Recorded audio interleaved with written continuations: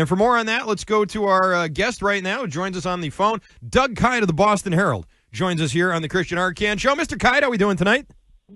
Doing well. How are you doing, Christian? I'm doing great. First place New England Patriots. That's a nice sentence to be able to say here over the course of this week. I saw and have been hearing all week long people saying that the Patriots now are a team very much on the upswing. I see also teams like the Chiefs, who don't have as good of a record, being, placed ahead of them here. With the Patriots sort of becoming America's sweethearts seemingly over the course of a 3-week span here, Doug, are you starting to get the sense that there's maybe a bit of a bubble growing here, like a bubble that could potentially burst at some point? Are you getting that sense? Yeah, I think so. I mean, I don't think there's any guarantee that they're going to continue to keep winning.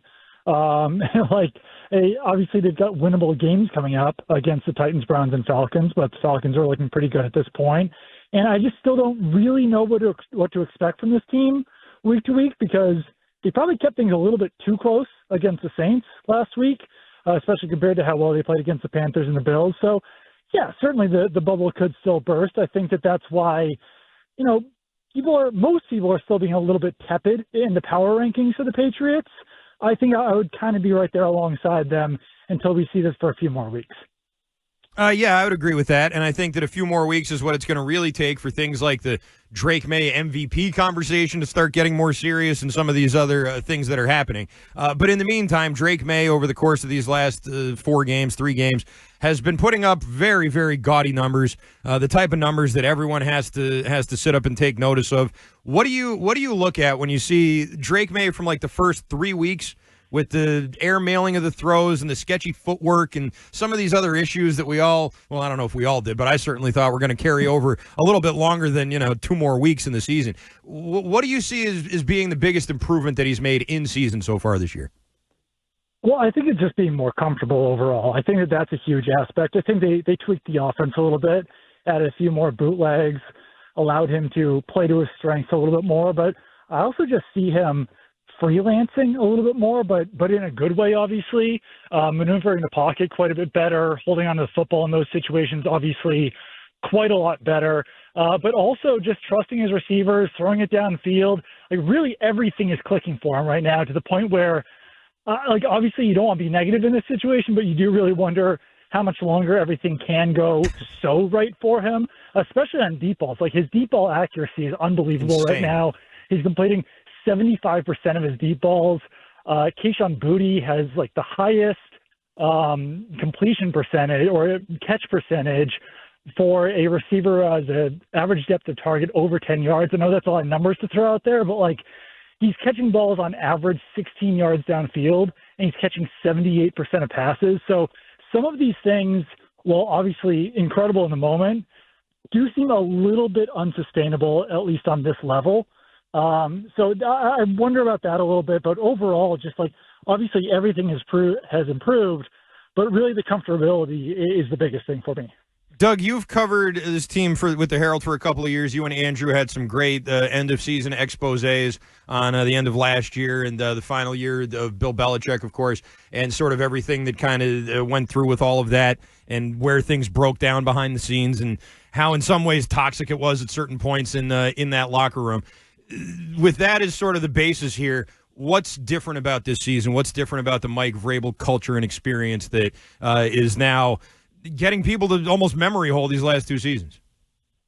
Well, I mean, one big thing is that I was asking Stephon Diggs about this today, and to some degree, winning obviously helps. Right. That's not to say that they were winning early in the season when they started the season 1 and 2, but I think that obviously helps the culture quite a bit. That helps the buy-in quite a bit, is winning. But also I think that Mike Vrabel has just done a really good job of rallying the team together, because even after the Week 2 win over the Dolphins, you could tell that this team was bought in. They were together.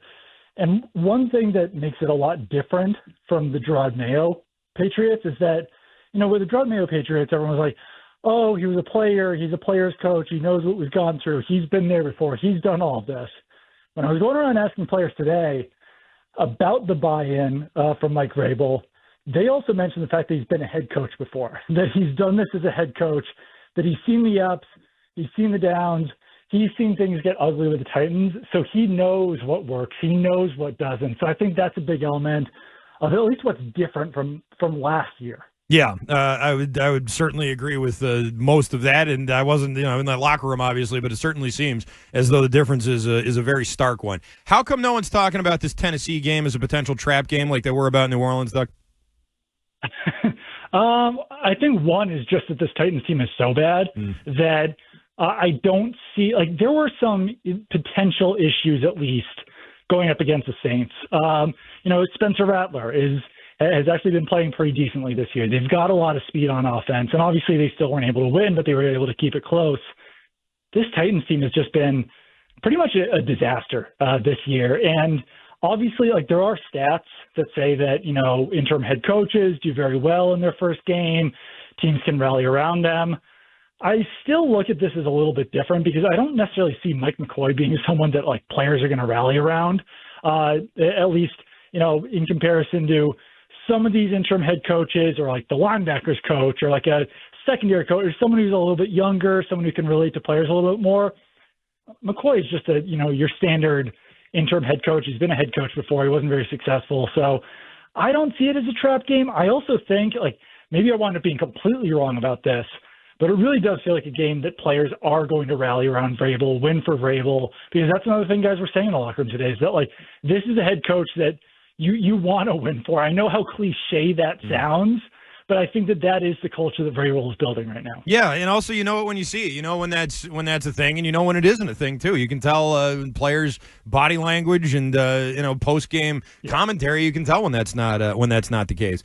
With all that being said, here you talk about the run game and the trade deadline coming up here in a couple of weeks. There's been a lot of rumors floating around about potential trade targets. There's a lot of teams that are doing better maybe than they thought they'd be doing at this point in the season, the Steelers and some of these other teams here. How competitive and how active of a trade deadline are you anticipating this is going to be, and how active do you think the Patriots are going to be? Are they already sort of working the lines here? It does sound like it's going to be a pretty active trade deadline overall. That's at least what all the reports have been saying. There's a lot of players on bad teams who could be moved. And I know that Vrabel said today that, that's not going to necessarily spur them into action, the fact that they're 4-2 and want to win now. But there are some pretty obvious holes on this team, at least at running back and outside linebacker, that there's enough players out there in those positions that it feels like a pretty natural fit. Obviously, a guy like Breece Hall with the Jets or a guy like Jalen Phillips with the Dolphins. Difficult to trade in division, but it does feel like those players could really help right now and lift this defense to a different level, or at least shore up the run game on offense. So I don't know. It's hard to say with the Patriots how active they're going to be because I haven't experienced Mike Vrabel and Ryan Cowden and Elliott Wolf, them all together led off season or mid-season. But there's some deals to be made there. And as long as they're not giving up a first-round pick or second-round pick, I think it probably makes sense with the AFC wide open to pull something off and to be a buyer right now. Yeah, I would agree with that. I hope they're active with it. With that being said, Ramondre Stevenson and Travion Henderson I don't think are going anywhere with the thinness that they have in that room right now. So with that sort of being the case, let's say they can't swing a deal. What do you do to get those guys going again? Or Stevenson going again, Henderson going at all? Yeah, I mean, Vrabel says that they're one play away, one block away a lot of the time. There's some of that, but I think that some of it also is just that the running backs are not running with enough decisiveness right now. I mean, Ramondre Stevenson looks like he's too worried about holding on to the ball to be his regular self. Travion Henderson isn't making defenders miss the same way that we saw in the summer and during his career at Ohio State. So I plant this kind of in the middle and maybe even a little bit skewed towards the running backs, where I think they just have to run more free. They have to run more decisive. They need to hit holes harder. So that's what I would look at, because the offensive line is protecting Drake Maye so well right now. You don't want to disrupt that. You don't want to put someone else in there or switch up the offensive line. I think the running backs just have to do a little bit better. And it would be interesting to see if they did add someone like Breece Hall or a starting caliber running back and to see how it shakes things up. If anything, right now, I would probably drag Stevenson down to the third string and have Henderson and a new running back share the top duties just because things definitely are not going well with Stevenson right now. He had the good week too, but he's either fumbling or he's running for less than 2 yards per attempt. It's ugly for Stevenson right now. Yeah, it's not been great, and Henderson hasn't really been good either. At least he has the excuse he's a rookie. He's trying to get going. But there's a lot of rookie running backs who are very productive so far this year. Doug with Scatterbo and Judkins, and Janty's picking it up. So I don't know. I'm starting to get worried about him too. Last thing before we let you go here, what was your preseason prediction for the Patriots, and has it changed through 6 weeks?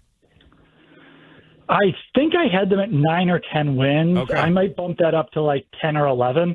Not sure if I'm ready to go to 12 yet, just because this does still feel like a team where anything could happen. I know they're on a 3-game winning streak, but they've kind of looked a little bit different in week to week. So I would bump it up a little bit. And I probably also, I'm flip-flopping here, probably would have dragged it down after training camp.